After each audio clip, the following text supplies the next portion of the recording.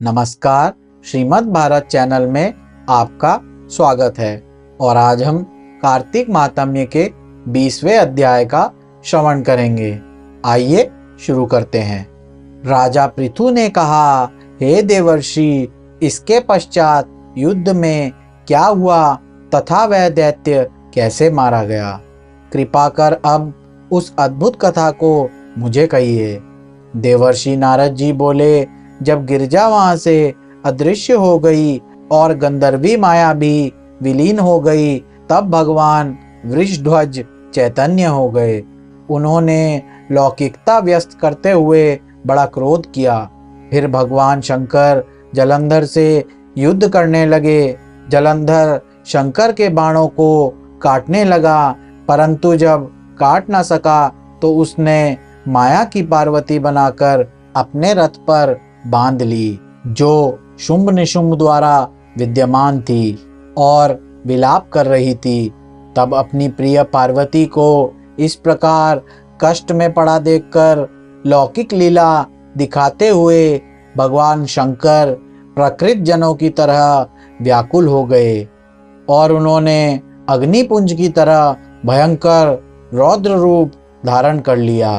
अब उनके रौद्र रूप को देखकर कोई भी दैत्य उनके सामने खड़ा होने में समर्थ न हो सका और सब भागने छिपने लगे। यहाँ तक कि शुंभ निशुंभ भी युद्ध में स्थित होने को समर्थ न हो सके। जलंधर की सारी माया क्षण मात्र में नष्ट हो गई। संग्राम में चारों ओर हाहाकार होने लगा।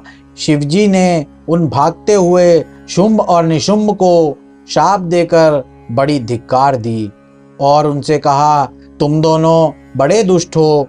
तुमने मेरा बड़ा अपराध किया है। तुम पार्वती को मारते थे और अब युद्ध से भागते हो। भागते को मारना पाप है। इससे अब मैं तो तुम्हें नहीं मारूंगा, परंतु गौरी तुम्हें अवश्य मारेगी।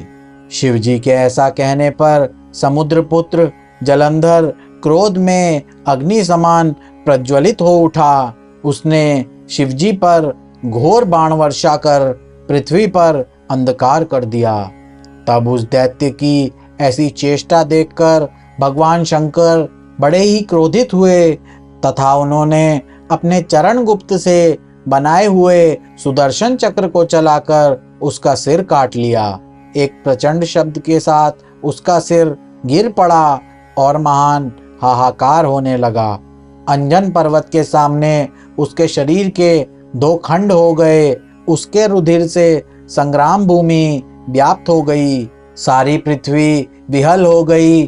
शिव आज्ञा से उसका रक्त और मांस महागौरव में जाकर रक्त का कुंड हो गया तथा उसके शरीर का तेज निकलकर शंकर जी के शरीर में वैसे ही प्रवेश कर गया जैसे कि वृंदा का तेज गौरी जी के शरीर में प्रविष्ट हुआ था।